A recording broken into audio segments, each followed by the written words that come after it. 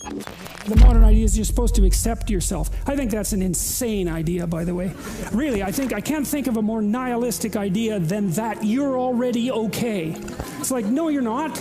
And the reason you're not is because you could be way more than you are. And so what do you want to be? You want to be okay as you are? Or do you want to strive towards what's better?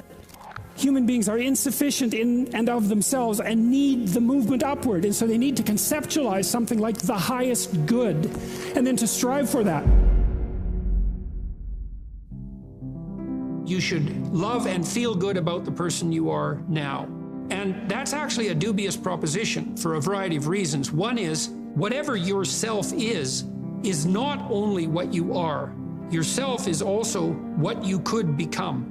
And so to love yourself properly is not only to love what you are, who you are, whatever that means, but to love who you could become. Now, one of the things I've observed is that it's very demoralizing for the typical young person who's miserable and maladjusted psychologically and socially if you just go to them and say, well, you should feel good about yourself, because they think you're good just the way you are. You're perfect just the way you are. You should accept yourself just the way you are. It's like, well, okay, so what does that say about who I should become? Is that just now off the table because I'm already good enough in every way? So am I done or something? What about who I should become? And then, well, how should I feel good about myself when I don't? Because I'm not getting along with myself. I'm anxious and hopeless and nihilistic and depressed, and I'm not getting along with other people. So how is it that that's all somehow something I should feel good about without being deluded? And these are complicated questions because you don't want to beat yourself with a stick, which might be the opposite of that. So, well, feel bad about yourself. It's like, no, be judicious and merciful with yourself and think that you need to accept yourself in some way, the way a mother accepts a child. But the maternal spirit is not the only spirit that governs the love that a child requires properly. You have the paternal spirit of encouragement as well, which is, well, we need to shelter and protect you and to provide for your security the way you are, but you could be a lot better and should be, and I have faith that you could be, which is the love that I'm delivering to what you're becoming rather than what you are. And so love that you direct towards yourself is partly directed towards that maternal care that's sort of the minimum precondition for basic flourishing, combined with an attitude of encouragement towards the possibilities of your being. And so that's a much more sophisticated so-called self-love, partly because it's the kind of love that envisions you as something that unfolds across time. And it's a much richer conception because it also implies that there's a responsible adventure to your life. You're not all you could be, and there's pain in that. And there's the necessity for a certain amount of judgment about that, and even a certain amount of exclusion, because what you are that is insufficient in some sense should not be allowed to propagate further. But if it's conjoined with encouragement, it's like, yeah, you're in a rough situation there, kiddo, but you know, here's some things about you that are virtuous and good, and they're pretty powerful actually, and if you just made those more manifest, you could dispense with a lot of this immaturity and misery, and you could expand yourself out into life physically and psychologically, and you could start walking this pathway that makes things better. And the thing is that as soon as you start walking the pathway that makes things better, then things immediately become better because your whole orientation changes. And you know, if you're in a bad place but you're escaping, that's pretty positive, even if it's a bad place. And you might think, well, it's still bad, but it's better. It's like, well, that's a lot better than a bad place that's getting worse. That's for sure, because that's hell. Hell is a bad place that's getting worse. That's for sure. And so if you take the bad place and it's getting better, well, it's already not hell, that's a start.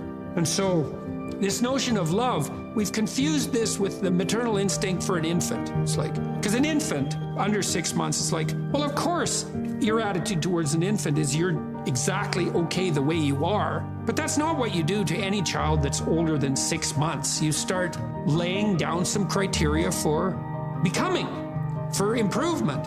And some of that improvement, because we can define it, well, there's nothing more perfect than a child, than a baby. It's like, yeah, but that's not true if the baby's 14 years old. right? It's true if the baby's 6 months old and actually a baby, but by 9 months, well, the child is going to start to interact socially. And now there's some principles that the child has to learn to abide by so that social interaction is optimized.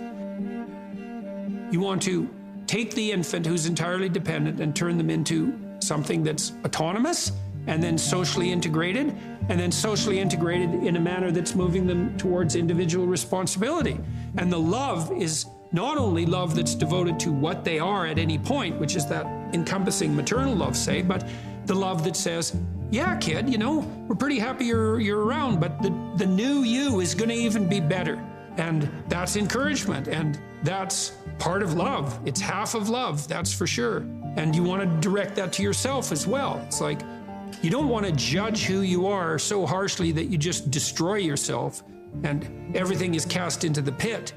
You want to take a look at yourself and say, look, you know, you're a person among persons and you have intrinsic worth and you have your flaws, your sins, your domain of ignorance and inadequacy.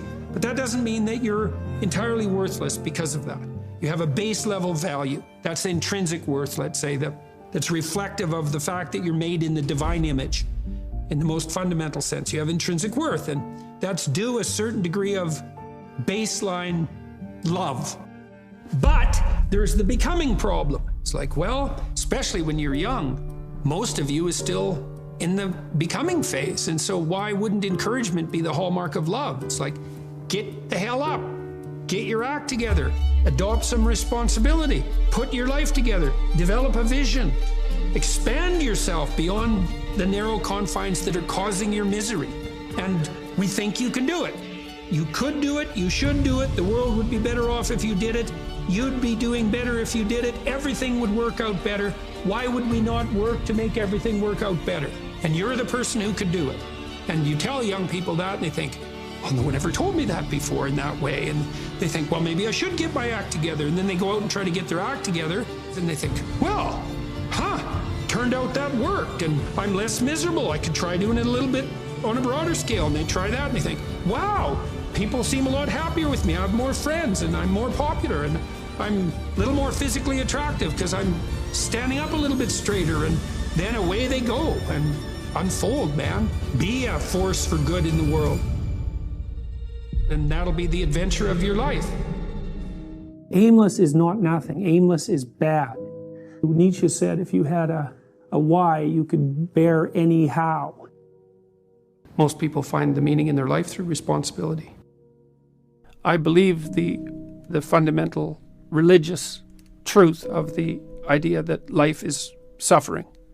It's suffering because we're mortal and fragile and because we're also subject to malevolence at our own hands and at the hands of others. It's a constant existential problem. And that can make you bitter and can make you hopeless and nihilistic and depressed and anxious and likely to abuse substances of various sorts as a medication or an escape. It can augur you in a very large number of ways. And I'm suggesting to people that there is a way out of that. And the way out is to confront that forthrightly and to adopt responsibility in your own life and to try to make the world a better place, and that it's necessary to do that. And that if you don't do that, that things go badly. I think the deck is stacked against everyone to some degree because life is very difficult and we all die. But some people do have it harder than others. And all of us have it very hard at some times in our lives. It's like, well, what's the alternative? You take responsibility for that and try to struggle uphill because the alternative makes everything worse. Find something in your life that's so worthwhile doing that the fact that you're going to suffer is justifiable. Yeah, life's rough, no doubt about it. And if good luck comes your way, then you should be grateful for it. And if happiness manages to manifest itself, you should be grateful for that too. So then you might ask yourself, well, what's the best antidote to the discomfort of life? And you might say, well, it's comfort.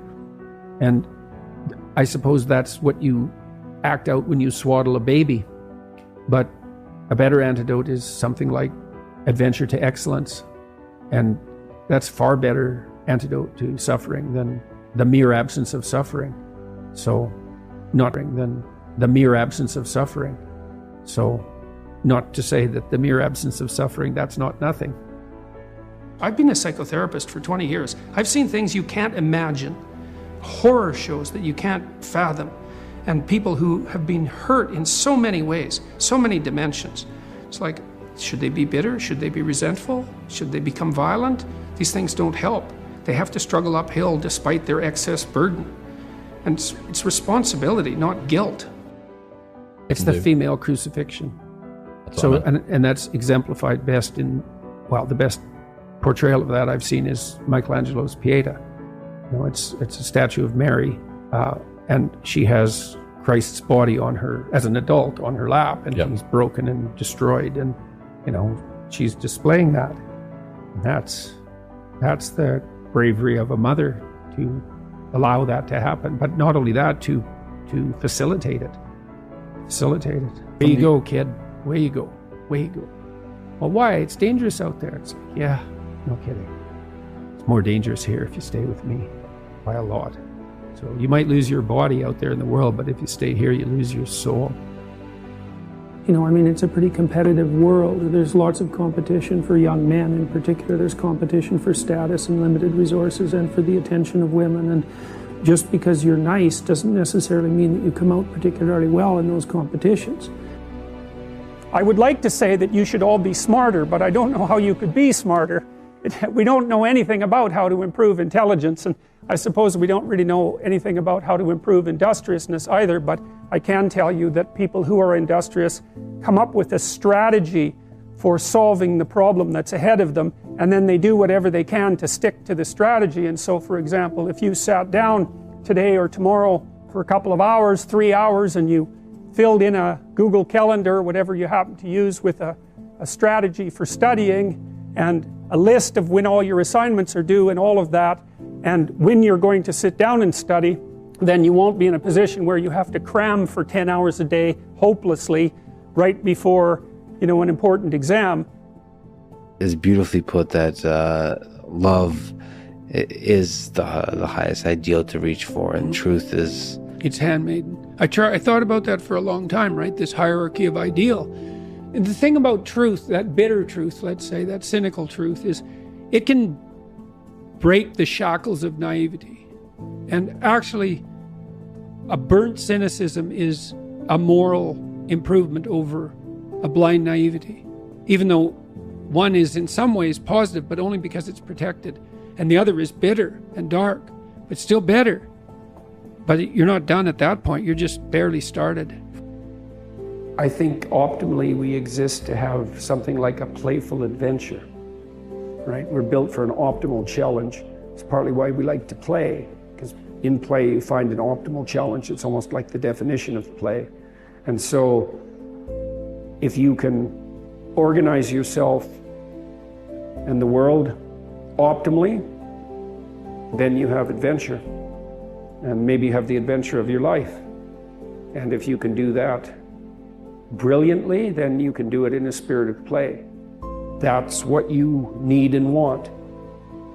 I saw an endless repetition in my clinical practice and in my own private life, when my eyes were open, the consequences of not saying what was true. It's like whatever hell you might fall into by opening your mouth when you have something to say that isn't popular, it's nothing like the hell that you're going to envelop yourself in if you lose control of your own tongue and mind. And like I said, in my clinical practice, I never saw anyone get away with anything even once. And so all you have in a situation like that is what is the truth. Now, you know, of course, you only have your approximations to the truth, but that's better than nothing. And so you need to be afraid of the right thing, and you should be afraid of contaminating your soul with deceit. That's what you should be afraid of. What happens is, you know, garbage in, garbage out, the old programmer saying goes, and so you'll fill your head with nonsense and no one will call you on it except you, but you can still that voice if you try hard enough. You just wait until you get in real trouble. You know, one day there'll come a point where you have to make a decision. And the decision is the difference between life and death, or worse, between someone else's life and death, or worse, between health and the suffering that's worse than death. And because you've compromised yourself to such a degree, you will not be able to rely on your judgment, and you will make the mistake you shouldn't make. and then you're done. And that will absolutely happen. Yeah, well, I mean, you set what's great against what's tragic. Yeah. I mean, what else could you possibly do? And so then you say, well, how do you find what's great in your own life? And part of that is you watch. It's like, when is it that I'm doing something that alleviates my suffering? Right? It's a real, you have to ask that question to yourself honestly. One of the things you have them do is say, well, why don't you just watch for a week, like watch yourself like you don't know who you are, and just see when you're not quite as miserable. Yeah. And then let's see if we can figure out what it is about what you're doing in that situation that's lifting the gloom. It's like, okay, there's something in that that's curative, right? And that's something in that that's curative is related to, well, you might say your purpose. It's like maybe part of the reason you're depressed is because you're too isolated. Well, now we can work on that. So let's see if we can increase the amount of time you're spending with your friends by like 20%. Or maybe you need a couple of new friends. Or maybe you need to work on your comic material, you know, because you can set that against the tragedy of life. I've been trying to figure out what gives people's lives meaning. And if you look at it technically, in order to have any positive meaning in your life, you have to have identified a goal.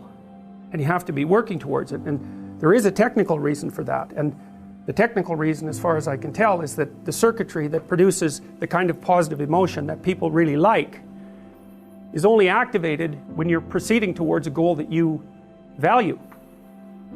And so that means that if you don't have a goal that you value, you can't have any positive emotion. So technically that's the incentive reward system, and the underlying circuitry is dopaminergic, and when that circuitry is activated, then it's part of the exploratory circuit. It gives you the sense of being actively engaged in something worthwhile.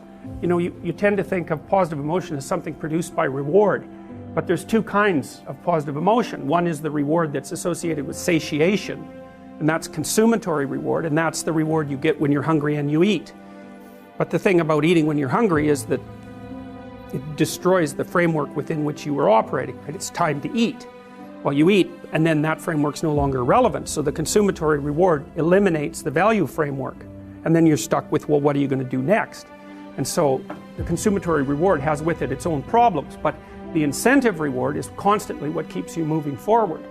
And incentive reward, because it's dopaminergic, also is analgesic, literally analgesic. So if you're in pain, you take opiates, and that will cut the pain, but so will psychomotor stimulants like cocaine or amphetamines.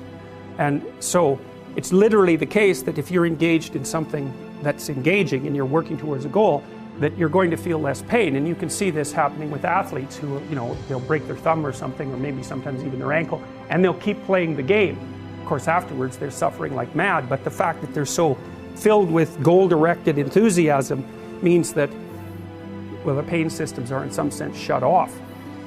So that's an interesting thing, because what it suggests, I mean, then you could imagine, I might say, well, how happy are you that you've made a certain amount of progress? And if you think about it, what you'd say is, well, it depends on how much progress and in relationship to what. So hypothetically, you're going to be happier if you've made quite a bit of progress towards a really important goal. And then you have to think through what it means for a goal to be really important, because that's not obvious. Now, you could say, you're in this class and you're listening to some information, and maybe there's two reasons for that. You might find the information interesting per se, but let's forget about that for a minute. You need to listen to the information so that you can do well on the assignments, so that you can do well in the class. You need to do well in your classes so that you can finish up your degree. You need to finish up your degree so that you can find your place in the world. You need to do that so that you're financially stable, and maybe you can start a family and have a life, and that's all part of being a good person, something like that. And so that's a hierarchy of goals, and you might say that being a good person would be the thing, however vaguely thought through, that's at the top of that hierarchy. And then when you're doing things that serve that ultimate purpose, then you're going to find those more meaningful, and that meaning is actually produced as a consequence of the engagement of this exploratory circuit that's nested right down in your hypothalamus. It's really, really old. It's as old as thirst, and it's as old as hunger. It's really an old system. And so you want to have that thing activated. It might be that the sense of meaning that life can provide to you is proportionate to the amount of responsibility you decide to take on. And that'd be very strange if it was the case, you know, because responsibility, of course, is a kind of weight, obviously, and it's difficult to take on responsibility. But if any positive emotion that you feel and your control of anxiety and the control over pain is dependent on the activation of these systems that watch you move towards a desired goal, then the more complete and weighty the goal is, the more kick there's going to be in the observation that you're moving towards it. And you know, you kind of already know this because you'll have observed in your own life that when you're engaged in something that you believe in, that the time passes properly. You know, you can see this even if maybe you're reading a paper and it's actually related in some intelligible manner to something that you want to learn. So even though it's difficult, you get engaged in it, you can remember it better, you can process it better, and you're not so likely to fall asleep, and you're not so likely to want to find distractions, all of that. You can get into it. And it would be very interesting if that was proportionate to the degree of responsibility that you're willing to shoulder, and I think you can make a strong case for that. I've also often wondered, imagine you could offer people a choice. Here's the choice. You could say, well, your life isn't meaningful. The nihilists have got it right. There's no meaning in your life. And because of that, there's no reason for you to accept any responsibility. So you can live a responsibility-free life, and maybe one of impulsive pleasure-seeking, but a responsibility-free life. But the price you pay is that it doesn't get to be meaningful. Or you could say to someone, no, we're going to do the opposite. We're going to say, you can live a meaningful life, but it's only going to be as meaningful as the amount of responsibility that you're willing to bear. And then you might say, well, what would people choose? Because everybody also always makes noises about wanting to have a meaningful life. But if the price you pay for that is the adoption of responsibility, then it's not so obvious that people would choose meaning over, you know, over pointless pursuits, if the benefit they got for choosing the pointless pursuits was that they really didn't have to care about anything they ever did, right? It's no responsibility. When you go from a bad place to a better place, you go to a worse place first. It's a great thing to know because it also tells you why you might be unwilling to take the next step. You know, you're aiming up, but in order to aim up, you have to let go of something you already have. And then that'll put you into a state of chaos. And unless you're willing to undergo that intermediary state of chaos, and you might not recover from it, you're not going to get to the next level. Many of you, I presume, have seen Breaking Bad. You have this ordinary high school teacher who really thinks that he's an axe, and his family as well. You know, like your typical persona, roughly speaking. He's just a normal guy. But part of the reason that he's a normal guy is because he actually hasn't been put in abnormal circumstances, and then all of a sudden he is. And he has a genuine moral conundrum, right? He's going to die of lung cancer, and he has a son who's got a lot of health problems, and he's terrified that he's going to leave his wife and his child behind with nothing.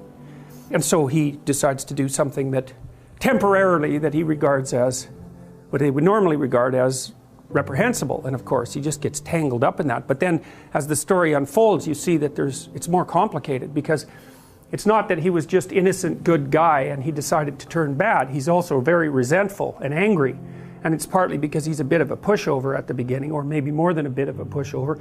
And also that he didn't really fulfill his own potential, and that, you know, he had friends who walked down the entrepreneurial path, and maybe they weren't quite fair to him, but whatever. He ends up not very successful as a high school teacher, and so he's really angry about that. And so there's more motivation for him opening up the door to the terrible elements of his personality than just the fact that he's got good motivations to do so, and that unfolds, you know. And so you see the warps and twists in his resentful character increasingly manifest themselves as he walks down this road to really total brutality. So it's one step at a time, and that's the thing, is that you end up in very bad places one step at a time, so you've got to watch those steps. Sometimes you take a leap forward and you learn some things, but you can't catalyze a new identity, so you try to go back and hide in your old identity. And that actually doesn't work, because, well, things have changed and you've learned something, and that isn't who you are anymore.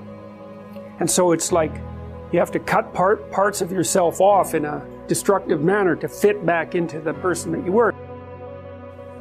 One of the times in your life when you actually realize that you're an individual is when you'll go and ask your parents something and you'll realize they actually don't know any more about what you should do than you do. And that sucks.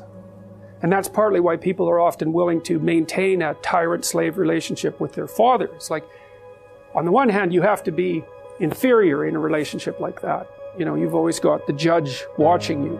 But on the other hand, there's always someone who knows what to do. There's always someone standing between you and the unknown that you can go ask, what should I do? Well, at some point, you'll realize that the reason you can't ask that anymore is because they actually don't know any more than you do. And then that's a pain. Like that is a symbolic death. And that's also when you establish a more individual relationship with your parents. It's at that point that you could conceivably start taking care of them instead of the reverse. And that's a time that should come. But you have to let that image of perfection go.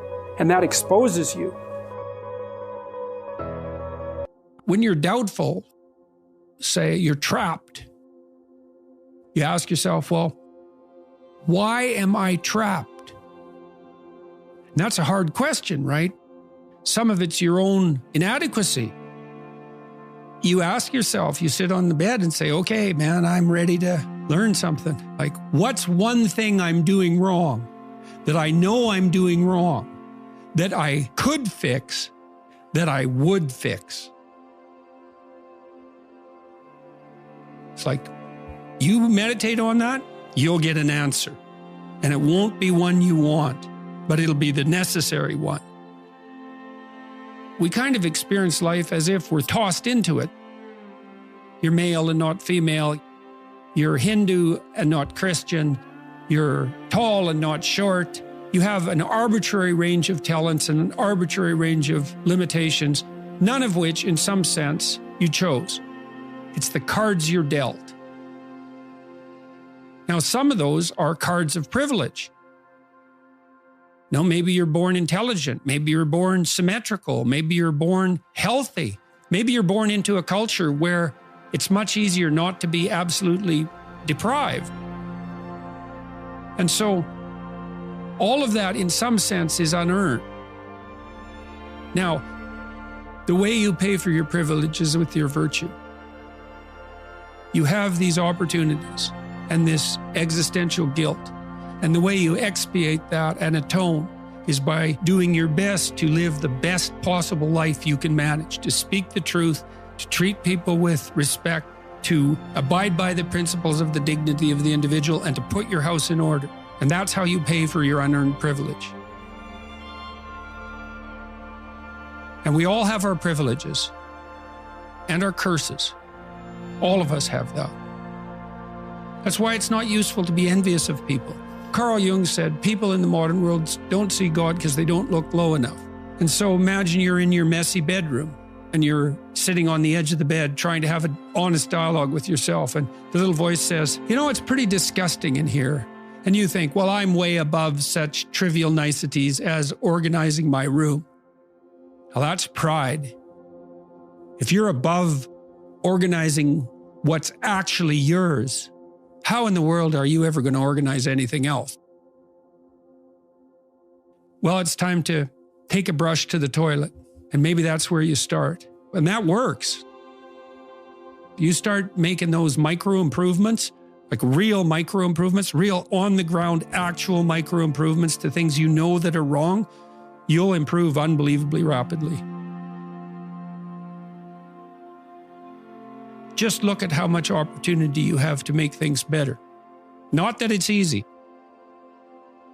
We're built to walk uphill.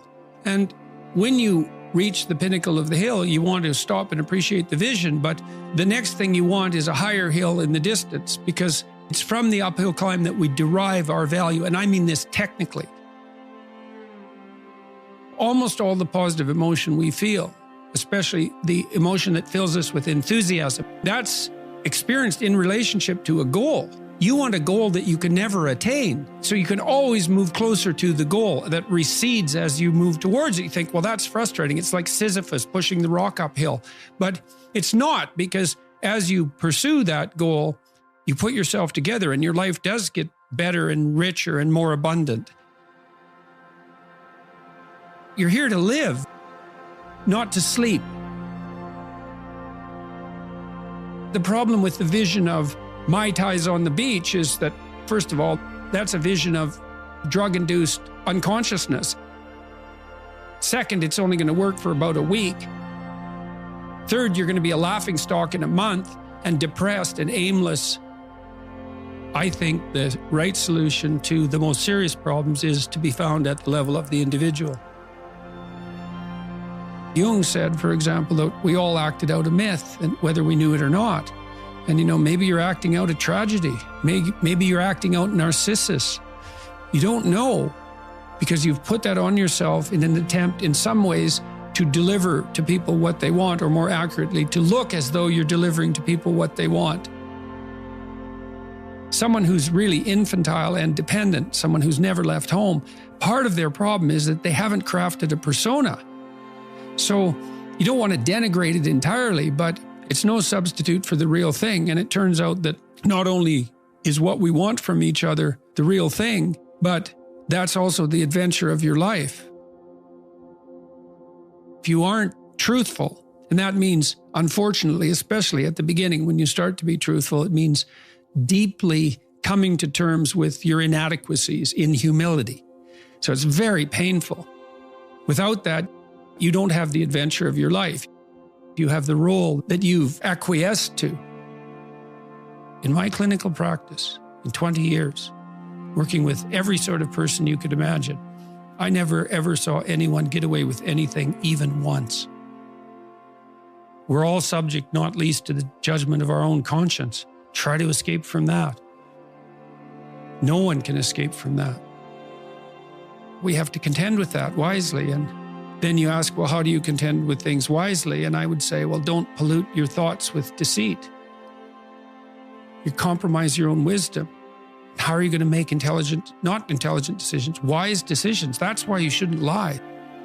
You're warping the mechanism that orients you in the world. I think Pinocchio is a brilliant work of art. And if you're a puppet and an actor, and Pinocchio is both, at times in that movie, both a puppet and an actor. So why an actor? Like, why is there something wrong with being an actor? Well, the first question is, who sets your role? And then the second question is, who's pulling your strings? Because you have to act out your ideals to some degree, right? And you also have to formulate an avatar of yourself in some sense that's a mediator between you and other people. You need this functional shell. The problem arises when that functional shell is all that there is. And then the real person underneath is just desperate and unhappy because nothing of what's being acted out reflects a true underlying reality. You don't want someone else's fate. Man, your fate's enough. So you speak truthfully and you watch what happens.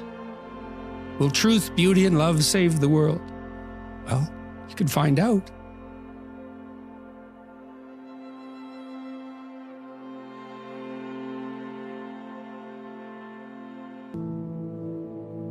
Don't overestimate yourself, but don't underestimate who you could be. That's a much better way of thinking about it. Psychologists of the careless sort, I would say, have been pushing the idea of self-esteem for a very long time, probably since the early 60s.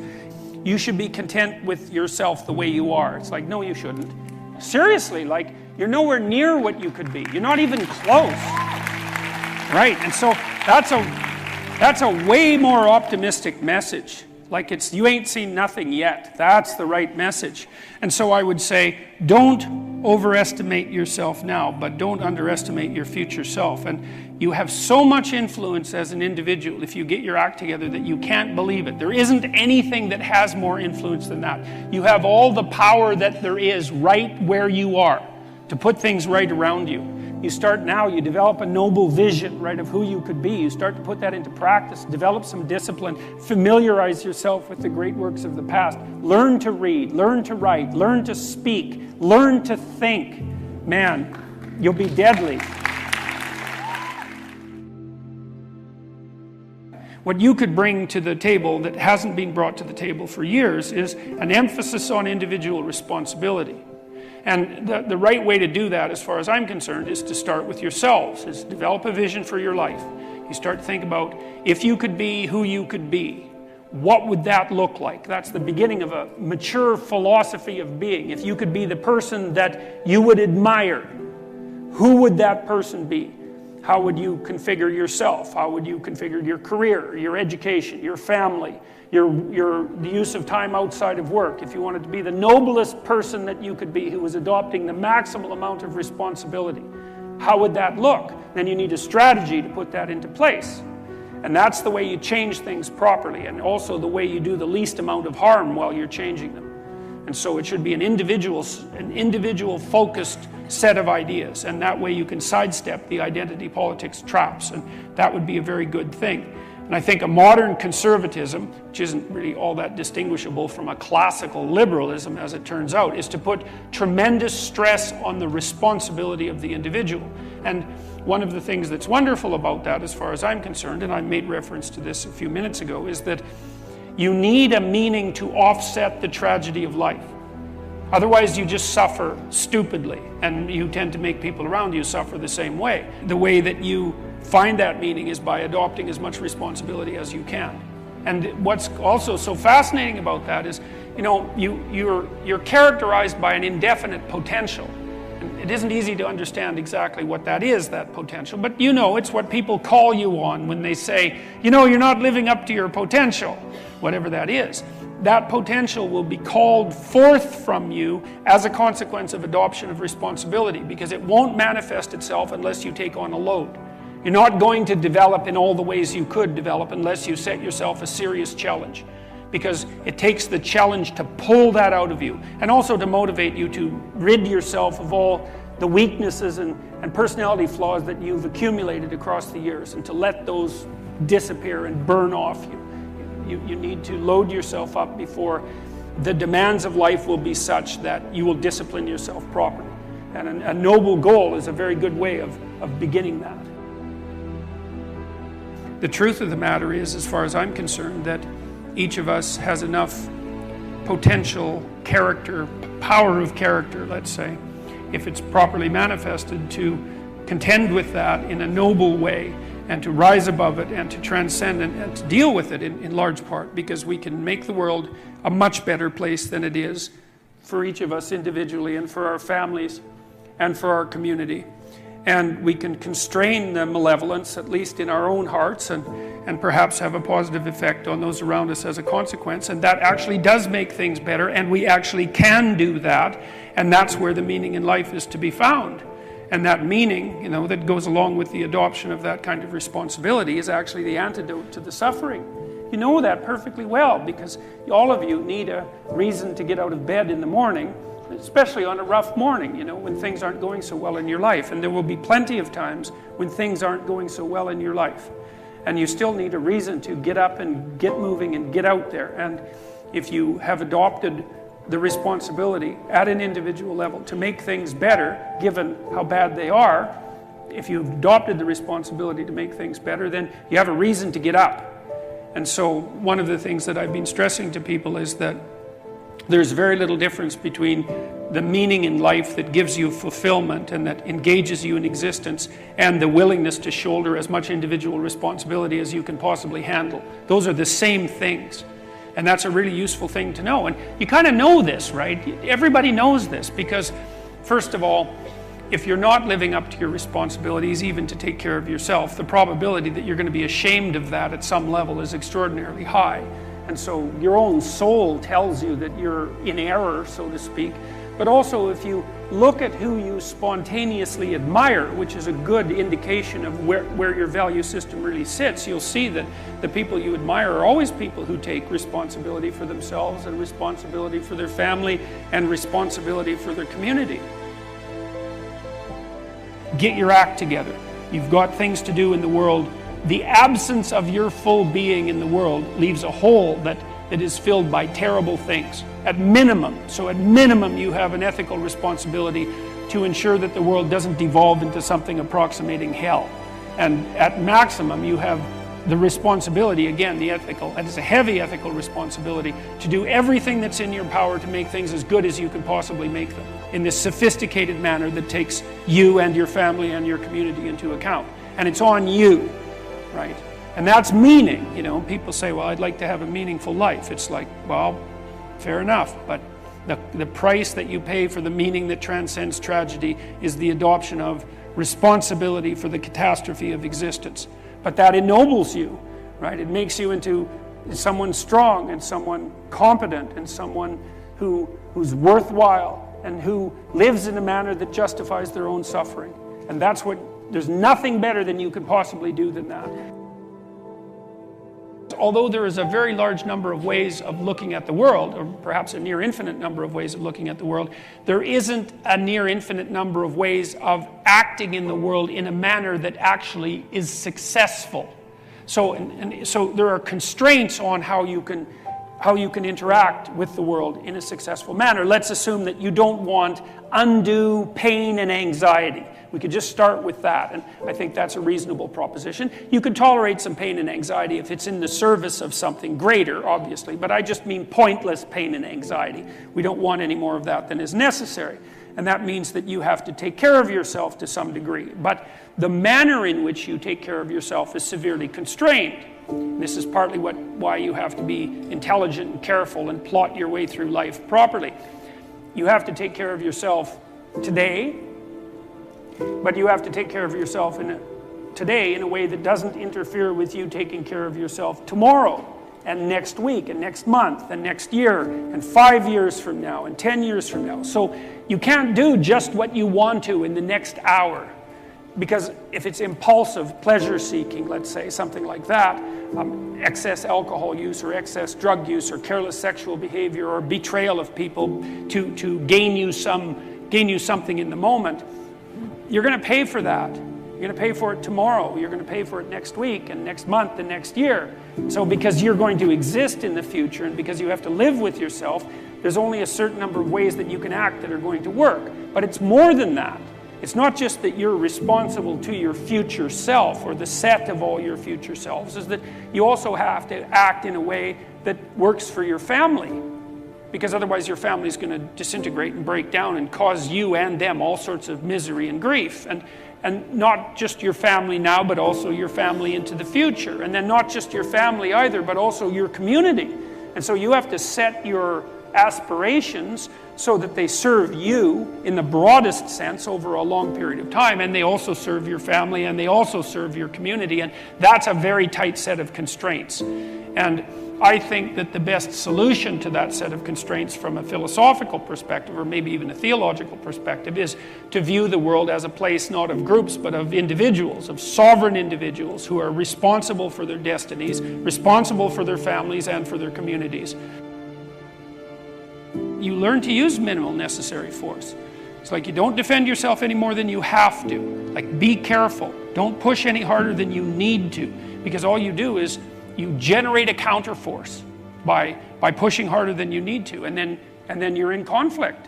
And you think, well, I like a little conflict. It's like, look, fair enough, a little conflict, man, no problem. It keeps your life kind of interesting, and maybe that's on the problem-solving edge. But a little conflict can become a lot of conflict very, very rapidly, and if you have any sense at all, that's not what you want. You know, especially if you have other things that are better to do, and you should have other things that are better to do.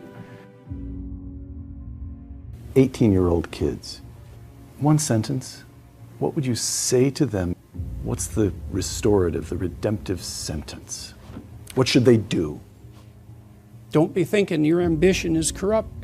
You know, because that's part of the message now. Human beings, we're a cancer on the planet. We're headed for an environmental apocalypse. The entire historical structure is nothing but atrocity, etc., etc. Anyone with any ethical aim whatsoever is just going to pull back. You don't want to manifest any ambition, support the patriarchal structure, exploit the environment. You've got to crush yourself down. You shouldn't even have any children. It's like, no. There's no excuse for that. There's zero excuse for that. I saw a professor at an event, something like this.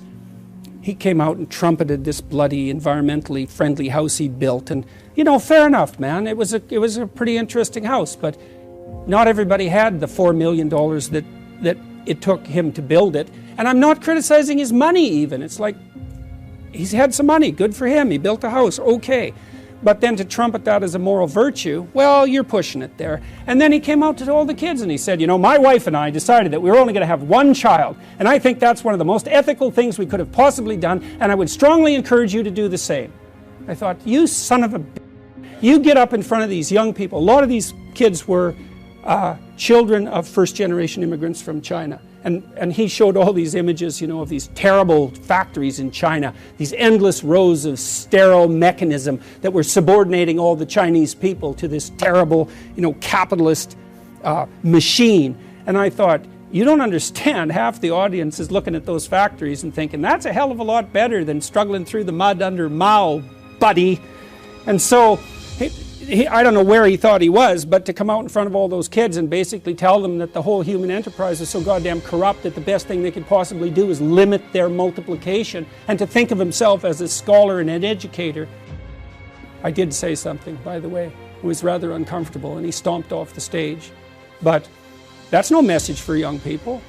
There's no excuse for that. And you think, well, you know, we're going to destroy the planet. We have to do this. We have to demoralize the youth to be ethical. It's like, yeah, really, that's your theory? You're going to demoralize young people to be ethical? That's your theory? It's like, you should go home and think about that for like a year. And I'm passionate about this, you know, because you have no idea how many people that's killing. You have no idea. I see people everywhere, all over the world, they're so demoralized. Especially young people with a conscience, because they've been told since they were little that there's nothing to them but corruption and power. It's like, how the hell do you expect them to react? If you orient yourself ethically in the most fundamental sense, then in some sense you have the force of God on your side, and then maybe you can prevail despite the difficulty. And I think that's right. I think that's true. So, and you can ask yourself, I try to ask these questions seriously, you know, and I would also say that I've been driven to my religious beliefs, such as it is, by necessity, not by desire. What do you want to have on your side when you're contending with the unknowable future and its vagaries? How about truth? How about beauty? How about justice? You want allies? Those are powerful allies. People have to act as ethically as they are powerful. And so I've been trying to convince people to do that, I suppose, or to put forward, not to convince them precisely, but to put forward an argument about why that's necessary and why it's on them. It's like, no, this is on you. You got to understand this problem, it's you. You don't get it right, it isn't going to work. And so how do you do that? Well, you start with what you have under control in your own life, because where else are you going to start? You look to yourself, put your house in order. Don't be worried about some other person walking this satanic path. And that's what activists do all the time, right? It's you. It's the corporations, like it's someone else. No. It's you. And I think that's also fundamental to the Judeo-Christian doctrine, is that it's you. It's on you. Redemption's an individual matter. And so my hope is that if enough people take themselves with enough seriousness, then we won't end up in hell. Because we certainly could. It's a high probability. And I also don't think that you can be motivated enough to put your house in order to the degree that's necessary merely by being attracted, let's say, to the potential utopia that might emerge as a consequence of that. So that'd be a vision of heaven, let's say. No, you need to also be terrified of hell. Think, well, there's no such thing. It's like, just because you haven't been there doesn't mean there's no such thing. It's like, you have to be pretty bloody naive to think there's no such thing. Like, how much evidence do you need? And how does it come about? Well, it comes about, at least in partial, consequence of the sins of men. And I think that's true. So I go around and I talk to people. I say, look, there's not only more to you than you know, there's more to you than you can imagine. You have an ethical responsibility to act in that light. And you might claim not to believe that, but I would say, well, your whole culture is predicated on that belief. And insofar as you are an active member of that culture and a believer in its structure, then you believe it. You might not be very good at believing it, you might be full of conflict and doubt, and you might not be able to articulate it, but it's still right at the bedrock of your culture, this notion of what? The divine sovereign individual. Is that not what your culture is predicated on, that idea? The logos inherent in each person? It's something other than that? I've never seen a credible argument made to show that it's anything other than that. You know, you can say, well, rights are attributed to you by the state.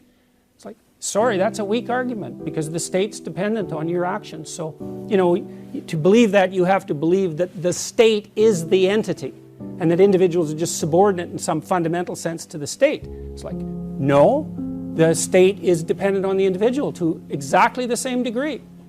So, we're the active agent of the state in some sense. We're the seeing eye of the state, the speaking mouth of the state, because the state's dead without the individuals that compose it. C.S. Lewis, if I swallow the scientific cosmology as a whole, meaning only all that exists is what we can perceive through our senses, then not only can I not fit in religion, I cannot even fit in science.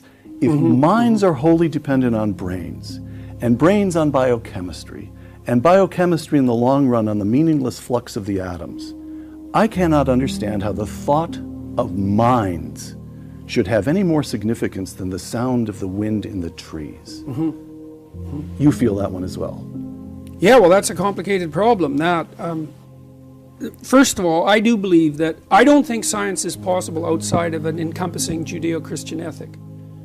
So, for example, I don't think you can be a scientist without believing as an axiom of faith that truth will set you free, or that will set us free.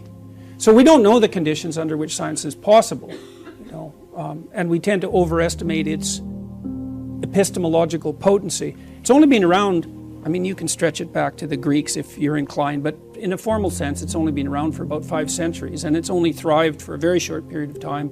And it's perfectly reasonable to assume that there were particular preconditions that made its rise and ascendancy possible. It is a historical phenomenon. Yes. It happened at a specific moment in time. Right, and at least So in you say, principle what are the for particular conditions? reasons. Yeah, Got and I it. think Okay. one of the conditions, well, there's a bunch of them. One is, for example, there's an intense insistence in the Christian tradition that the mind of God in some sense is knowable. Yes. So we could say, well, the structure of the cosmos, and you have to believe that that's the case before you're going to embark on a scientific endeavor. You have to believe that there's some relationship between logos, logic, let's say, but logos is a much broader concept than logic, that's for sure. You have to believe that there's some relationship between that and the structure of the cosmos. You have to believe that the pursuit of truth is in itself an ethical good, because why would you otherwise bother?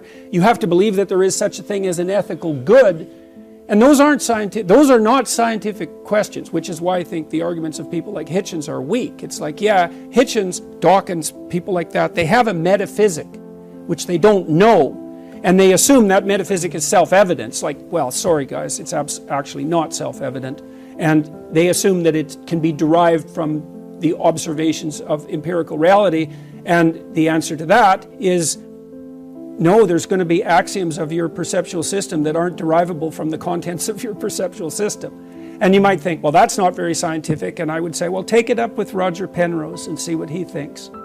Because I just talked to him for like 3 hours partly about this topic, about, say, the role of consciousness and the structure of consciousness. And it's by no means obvious that the materialist reductionists have the correct theory about the nature of consciousness. And not surprisingly, it's like we don't understand the relationship between consciousness and being at all.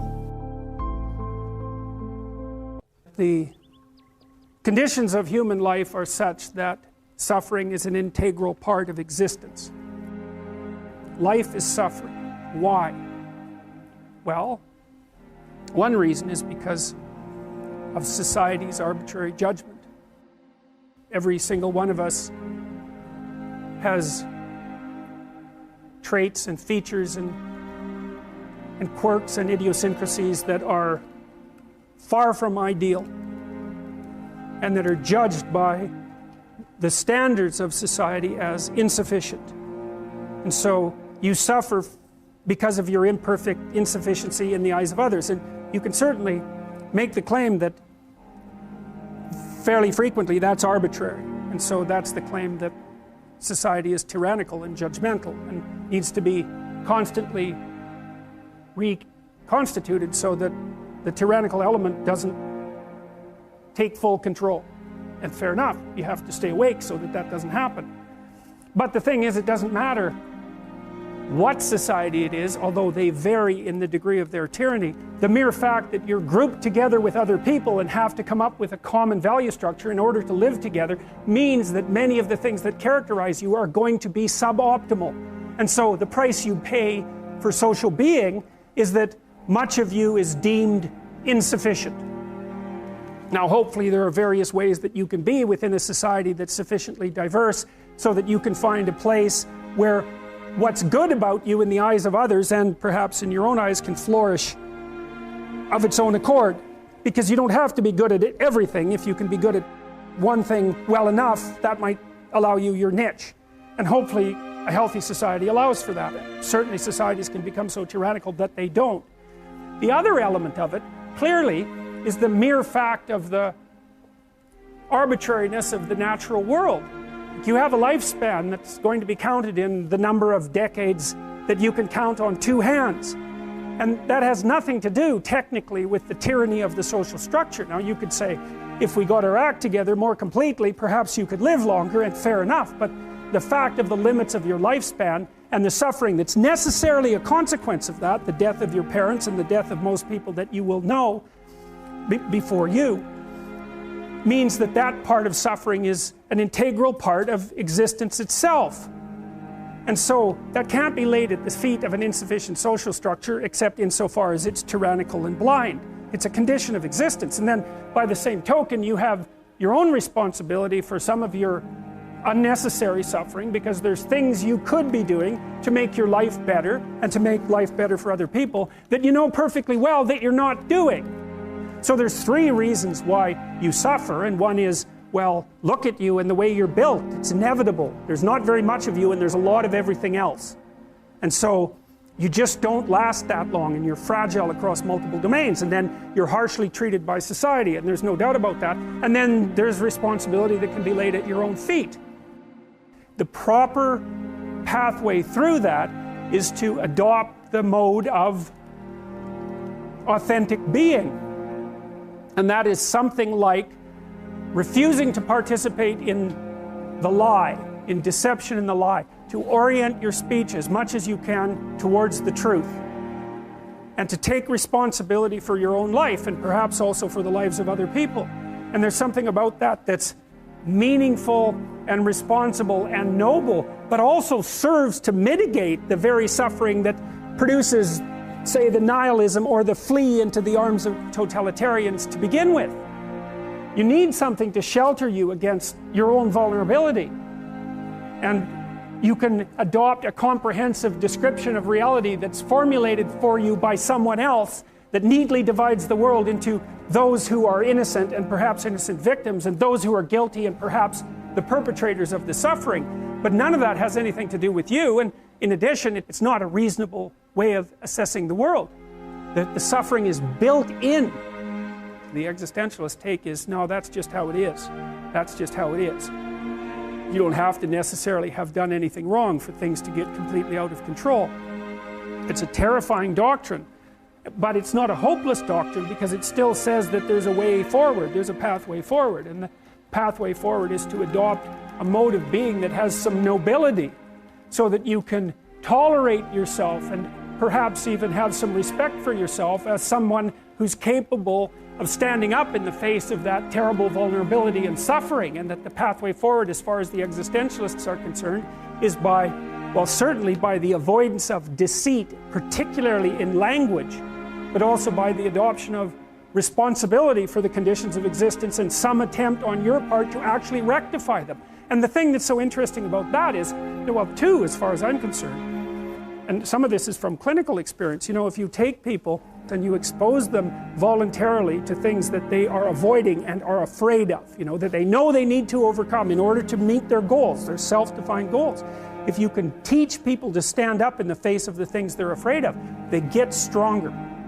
And you don't know what the upper limits to that are, because you might ask yourself, like, If for 10 years, if you didn't avoid doing what you knew you needed to do, by your own definitions, right, within the value structure that you've created, to the degree that you've done that, what would you be like? Well, you know, there are remarkable people who come into the world from time to time, and there are people who do find out over decades-long periods what they could be like if they were who they were, if they spoke their being forward.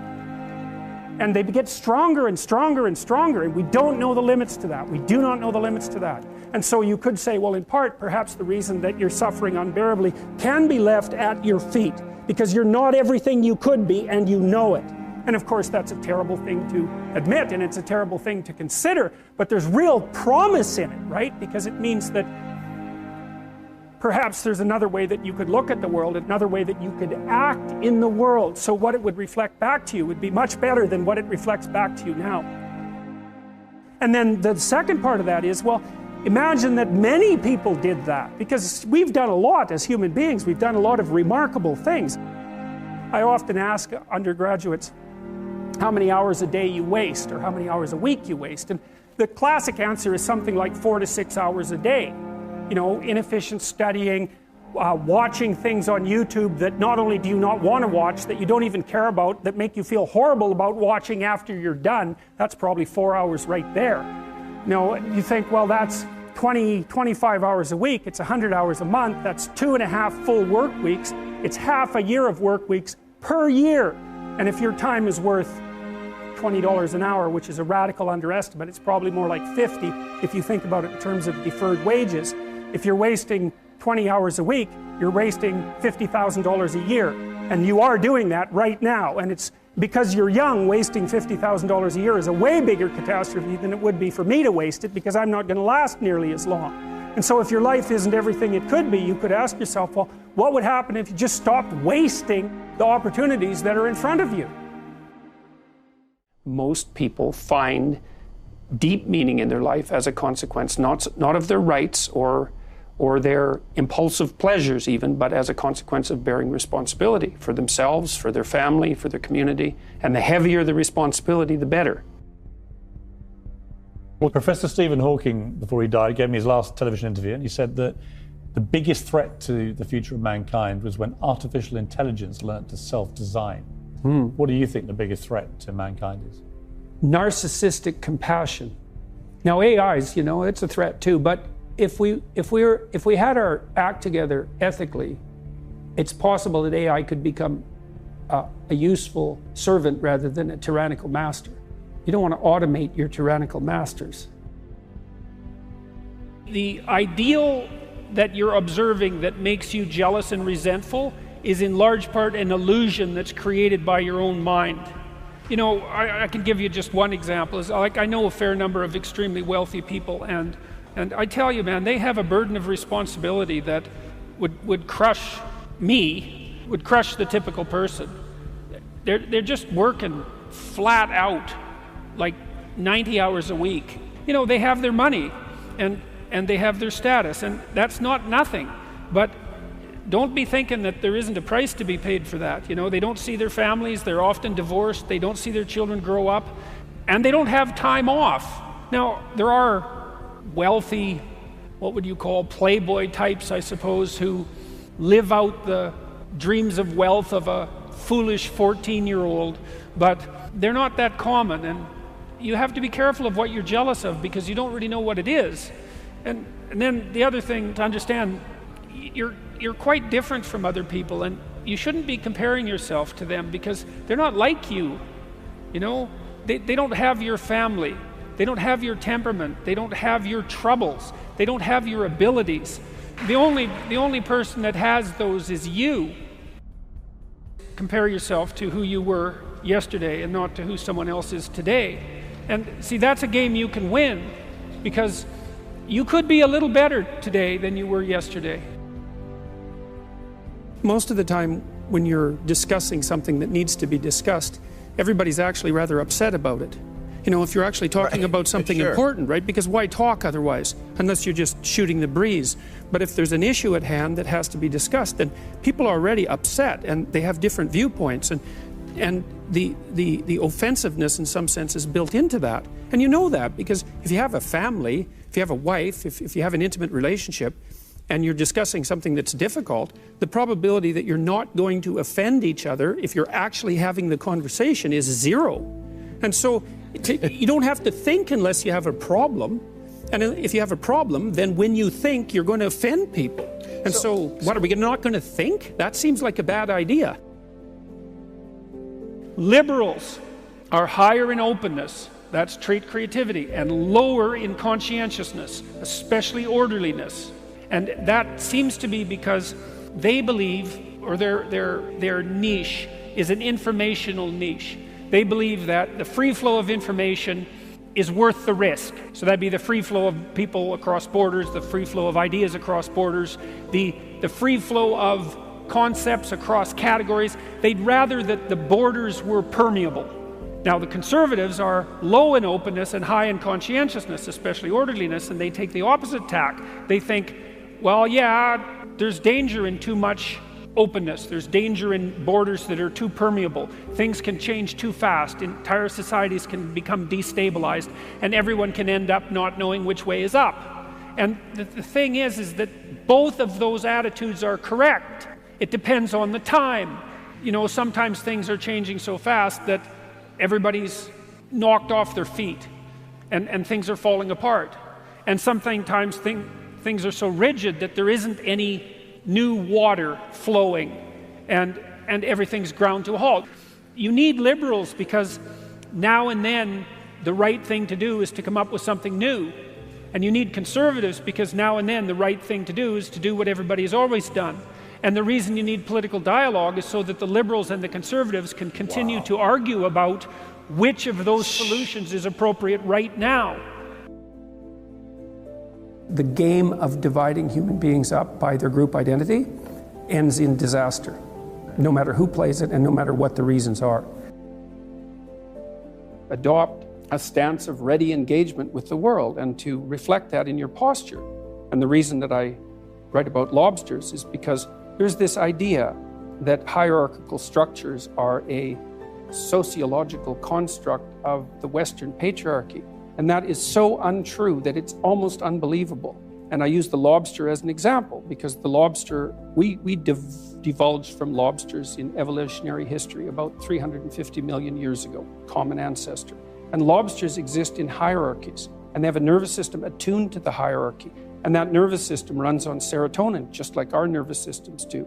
And the nervous system of the lobster and of the human being is so similar that antidepressants work on lobsters. And it's part of my attempt to demonstrate that the idea of hierarchy has absolutely nothing to do with sociocultural construction, which it doesn't.